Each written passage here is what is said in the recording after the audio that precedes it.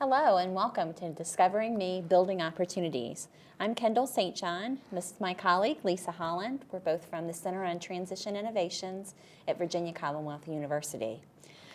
Today we'll be sharing some of the tips and strategies that we are suggesting for building opportunities in the homeschool and community during this second step in the Discovering Me process.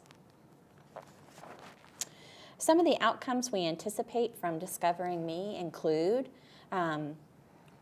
building those individual strengths, interests, contributions that students make, and conditions for success and challenges, uncovering those and really discovering what those are for the student, building collaborative partnerships with families, agencies, and schools, moving out of those silos where people feel like they're working individually and by themselves, and building that collaboration, and supporting students in practicing self-advocacy skills and self-determination skills in the homeschool and community. Again, tips for facilitators. Number one, keep in mind the agenda in your task. You remember, and you as a facilitator have to kind of do a balancing act between really honoring people and what they have to say and honoring people's time as well. But again, in the back of your mind, in the forefront of your mind, really, to think about at the end of this meeting, I've got to make sure that we've had enough time to build those opportunities.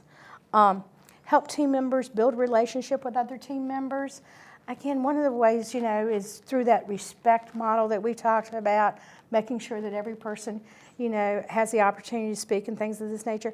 But another little tip is sometimes I'll say, oh, like Mrs. Smith, you're so good with visual schedules. Would you mind helping mom and dad, make, a visual schedule for this laundry routine, and things of this nature. So we're kind of encouraging that working relationship between members of the team. And really and truly, a big, big, big tip is to make sure that you're encouraging out-of-the-box thinking. We're going to talk about that a lot. But again, we're not here to do the same old, okay?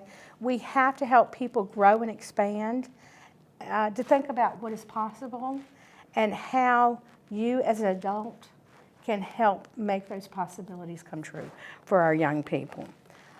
It's also important to remember, though, as a facilitator, that everybody isn't going to, all of a sudden, just because you say think outside of the box, that they're going to react naturally to that. But again, what we're looking for is progress over time.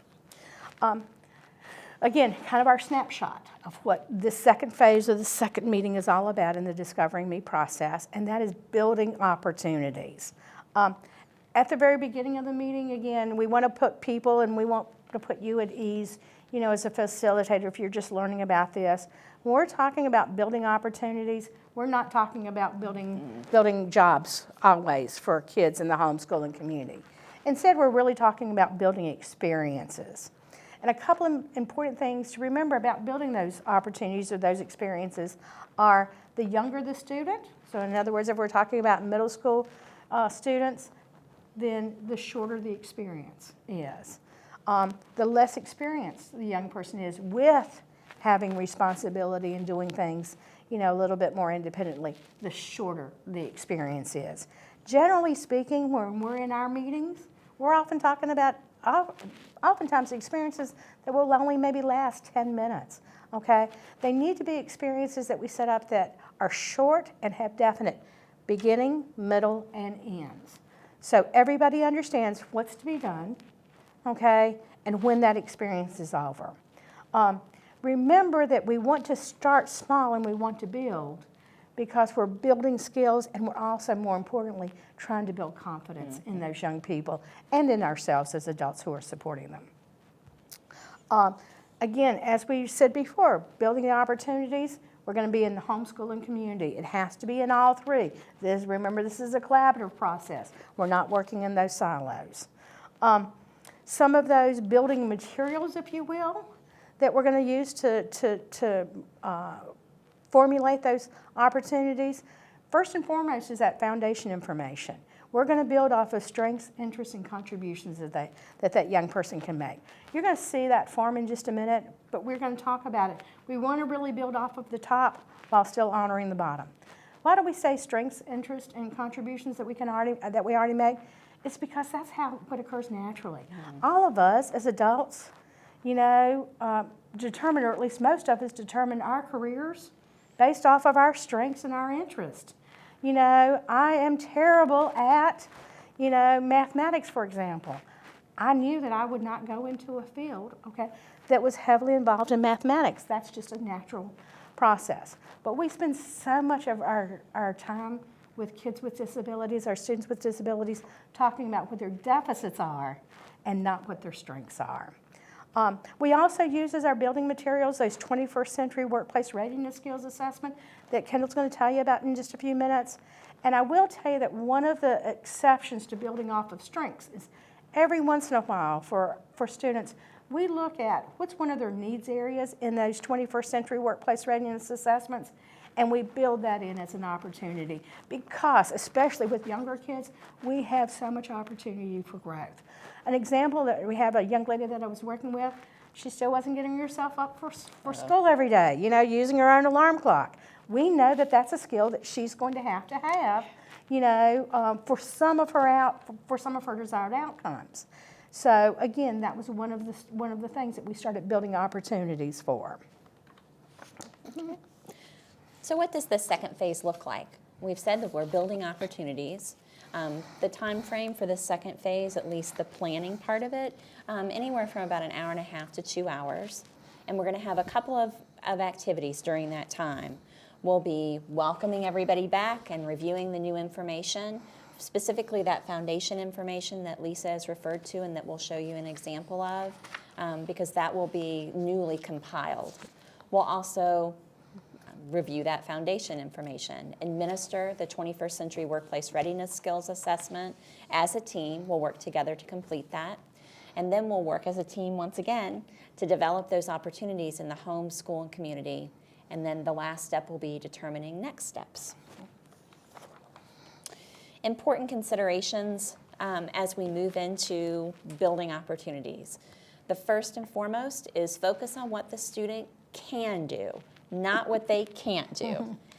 So often, both of us are special ed teachers. Our focus for years was on IEPs and really having to focus legally on what the student couldn't do and how we could make improvements in those areas. This is such a positive process in that we're looking at what a student can do and then helping them to build on those skills. All team members must also be willing to expand their idea of what is possible and work outside of their comfort zones. If we're doing the same old, then we're going to be getting the same results. Another thing that I think is really important within this discussion of moving outside of the comfort zone is that we can do hard things, and so can the student. I think we've all become accustomed to maybe not pushing through, but we can do hard things.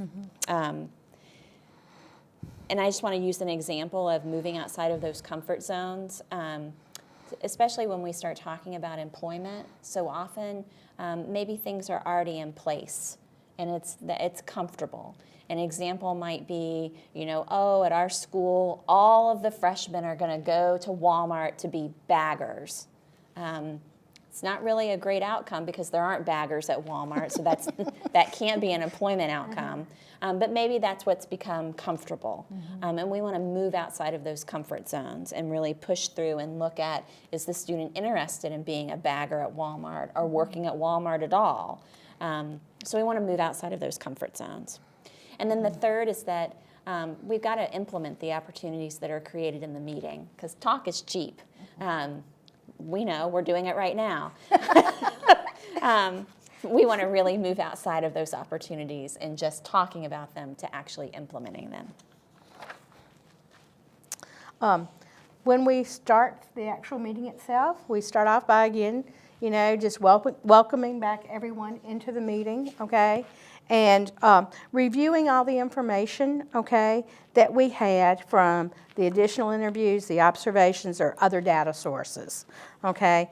We're going to add that information to our foundation information.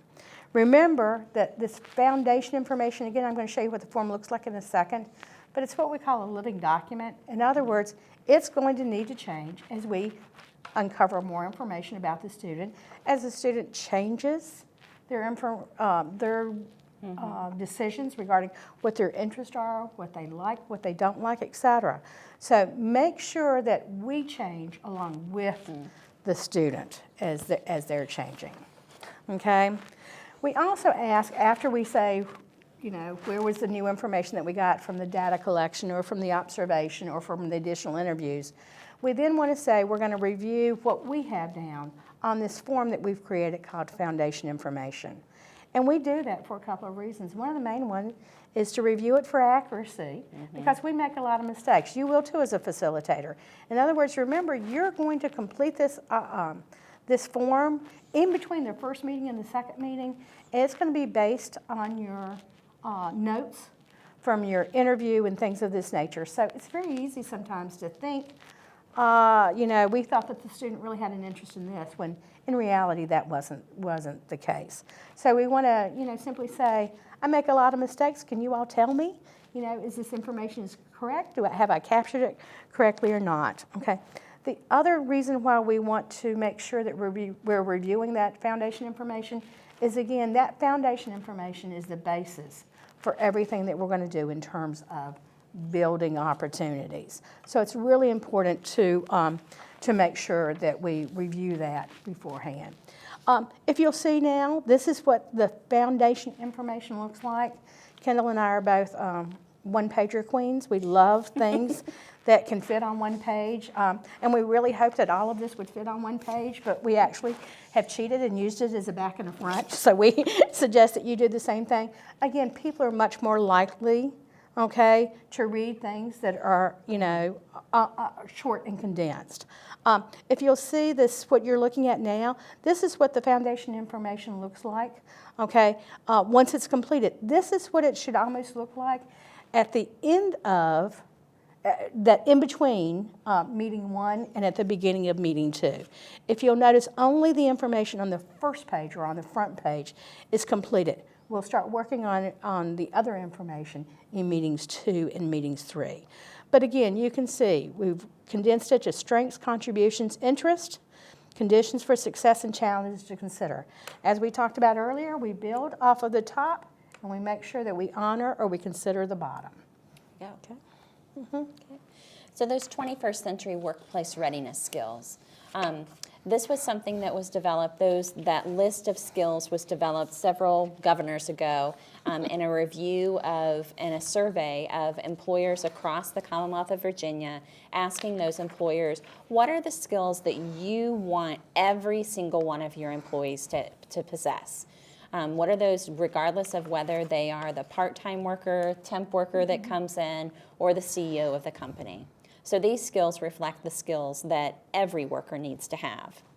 The skills are divided into 3 major categories, including personal qualities and abilities, which include like critical thinking, work ethic, creativity, interpersonal skills, because we know how important getting along with others is in the workplace, which include conflict resolution, teamwork, listening, speaking, and then those professional competencies, which include academic skills as well, math, reading, writing, but also the ability to gain information through information literacy and information security. We've tried to make them so that they sort of reflect what a middle school or high school student might connect with. So in work ethic, we ask about attendance, because we know how important school attendance is, and that draws that parallel with work attendance. Administering the 21st Century Workplace Readiness Skills Assessment, this is also a team approach. We like the team approach. It provides a lot of opportunities for people to tell us what sort of skills does that student demonstrate in all different kinds of environments. It's pretty easy. We go through it. This is also one page, back and front, where it's just a plus sign or a minus sign. And then there's a place for comments, because we know that sometimes they demonstrate them in the home, but maybe not at school or vice versa. We record any of those notes that support the strength or weakness. And then, once again, as Lisa mentioned earlier, this information is condensed and summarized on page 2 of the foundation information.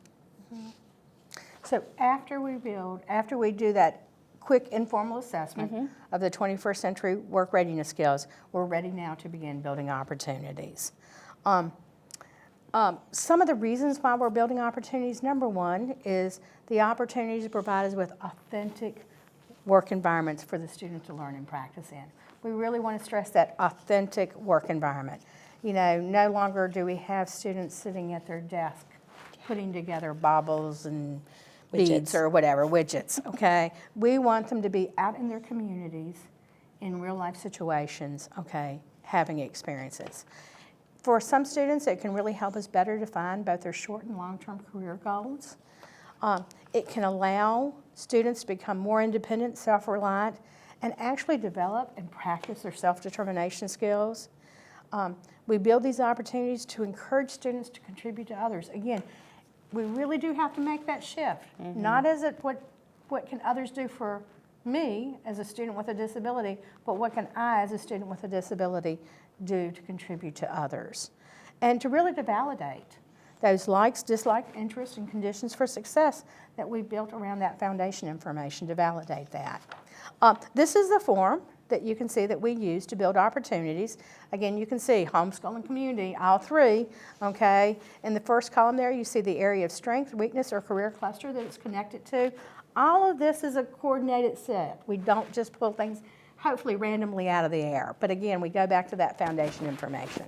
We have a place to record the opportunity and accommodations. We talk about a timeline because those things with timelines actually get done or have a better chance of getting done. We talk about what types of supports or who will need to support them, and then we have a place for where we can record updates after the student has actually participated in it. Some of the nuts and bolts, though, of building those opportunities, how do we do it when we're in that meeting?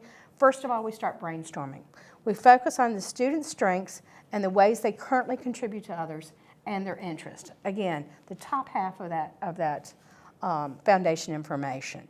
Okay, and we start saying things like, for a student who really loves cooking, where can we or how can they have the opportunities or experiences, okay, to use that gift and talent, okay? We also say things like, well, Michael is already helping, you know, his dad with yard work. Who are some other people or other opportunities for him to help, you know, with yard work? We also maybe say, oh, this is a kid who really loves organizing or who really loves routines. So we may brainstorm and say, what are opportunities or jobs or experiences where that's an important skill that they need? So we just start that whole brainstorming process. And again, at this point in time, it doesn't have to be realistic, doesn't have to be doable. We simply are throwing out ideas. Once we've thrown out a whole lot of ideas, then we start to narrow that down. We choose one opportunity that we think we could complete, at least one in the home, school, and in the community, okay? After we've chosen that, though, then we have to determine, does it meet the student's strengths, ways they can contribute in interest, while still honoring their conditions for success and challenges? Just really quickly, a young lady, middle school, who really had a strong interest in becoming a vet tech assistant. She had a lot of the skills necessary for it. She had a lot of the interest definitely toward that, okay, and she had the drive to complete the training that she would need for it. We started looking at how could we build some opportunities, and we started thinking in the community, what about if we set her up with a little dog walking, you know, business of her own, where she could walk, you know, some of her neighbors' dogs, earn some money as well as, you know, have some experiences. We looked, though, under one of her challenges is that she had a physical disability in terms of not being able to walk for any long distances because of some physical problems that we had. So while that opportunity met her interest and strengths, it did not honor all of her challenges. So again, the team just had to go back, think we can't use that opportunity. What's another opportunity that we could do instead? Again, this is an example of some foundation information from a young lady that we worked with. If you'll notice, okay, under her strengths, she's currently helping with the nursery in the church's school. I also wanted to highlight under her interests, she likes working with small children and she likes to perform. Under some of her conditions for success, she does best in nurturing relationships with adults. As you can see under the challenges, same-age peer interactions are very stressful for her, okay? She likes those structured environments where rules are consistent and clear expectations are made known. And another challenge we just wanted to point out here is math is one of her least favorite subjects. This is just an example of some of the opportunities. I know that you can't read all of it, but this was over the course of some time where we continue to build opportunities for her. And I just wanted to kind of show you a couple of them. Again, in the community, related to her interest in childcare, then we set her up with a volunteer in an after-school program, okay? Some of the things, and I know that we can't capture all of this on these little bitty forms, okay, but we had her support person listed and things of this nature. But some of the specifics that we built in is that she would have a choice in what teachers, you know, that she would work with in this after-school program, and then that she would tutor students in subjects that she preferred. Most definitely because we knew that math was a big challenge for her. We made sure that whenever a student needed math tutoring, we asked her beforehand, is this something that you feel comfortable with? She happened to, in her school, she happened to be very interested in a career in childcare, and she wanted to explore some training that was available to her through a large VR center for people with disabilities after she leaves high school. This was a 10th grade student that we're working with. So one of the opportunities that we built in was for her first to tour the facility and then to meet with her VR counselor to complete the application for a 10-day evaluation. 10-day evaluation, which would lead to hopefully further training, okay? In the home, we also knew that one of our barriers that the team kept discussing was her ability to drive independently. She lives in a very, very rural community with no public transportation whatsoever. So we knew that that was key. Unfortunately, she had attempted the driver's test twice and had failed it, okay?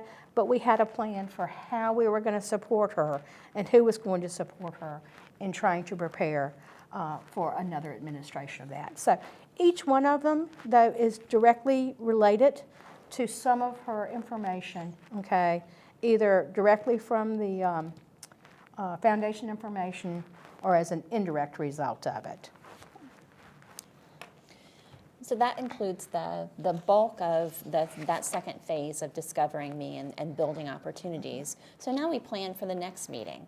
And this is very similar to what we discussed after phase 1 and planning for building opportunities. We're going to plan for phase 3. We're going to do that review of previous assessments if we feel like that's appropriate. We're going to discuss who else to interview. Is there anybody that we'd really like to have information from specifically related to the student who couldn't be here this time? Conduct observations. Really now we're going to do some strong observations because we want to conduct some observations in those opportunities that were just developed. So we have a perfect area for us to do those observations. We'll extend invitations again to those people who were at the current meeting, but then also anybody else that we'd like to invite as well. And then specify any other steps, which could, I mean, that could run the gamut. Anything else that doesn't fall into the other categories that we'd like to plan for. And I think one of the big ones with this, and I'm not sure if we've mentioned it yet, is how we're going to collect data from those opportunities. I'm going to talk a little bit. Okay, good. Oh, on the to-do list. That's Gotcha. Right. What's on our to-do list? Well, I think I'll start with collect data. It's really important that we're collecting data. We know that as teachers and as a facilitator that collecting data is our proof. It really shows us whether how that student is doing specifically in those opportunities. The next step that we would really like to advocate for is helping families to collect data. Oftentimes they don't have that information, but they are hungry for it. They want to have information on how can I assist the student as they're learning these opportunities in the home. So providing them with some information about how to teach a skill in the home, and then also providing them with some data sheets and just a little bit of instruction on how can they fill these data sheets out. One of the reasons why we think this is so important, in addition to there being just that important information that you want to bring back to the team, the other part is oftentimes we find that there are students who are prompt dependent. This is not atypical. They become really comfortable and flow with those prompts. And so this tells us, the data is going to tell us, are they actually doing the task or is somebody else doing the task for them? Just how much prompting are they needing? And at what point can we start to fade those prompts? We also want to share the documents with the other team members, specifically with the family. They've committed to doing opportunities in the home. And who's committed to doing those opportunities in the community. So we want to share that information and those documents with other team members. Once again, implement those opportunities. That is the biggest part that you need to do between the second phase and the third phase, is implement the opportunities. And that's the to-do list between this phase and the next phase. How can we involve students? And this, we've touched on this before, but there are lots of different ways that students can be involved. It doesn't have to look the same for every student. It doesn't need to look the same at every single meeting. Here are just some tips for how students can be better involved and invested. Sharing their own information. And that could be through a PowerPoint presentation that somebody helps them to develop. A YouTube video, maybe it's just a really short video. We've had students who have done their own video. They love doing selfie videos. A picture presentation of their opportunities, maybe work in their opportunities with pictures, handing out the student information sheet to each participant, and then maybe just sharing a few of the things under each heading as they're able to. Provide input regarding the workplace readiness skill evaluation, maybe what we talked about before, where maybe they nod or say, no, that doesn't sound like me. Having them involved, and does this sound like you? Provide input or willingness to participate in opportunities. What do you think? Is this something that you would like to do? And preparing or sharing snacks for the group. Food is always a good thing to share with a group. But these are just some things that make it a little bit easier and comfortable for students to be involved. And that concludes phase 2 of the Discovering Me process, Building Opportunities. If you need additional information, we would encourage you to visit our website at www.centerontransition.org, or follow us on Facebook or Twitter, or email us at the email addresses that you see listed on this screen. Thanks.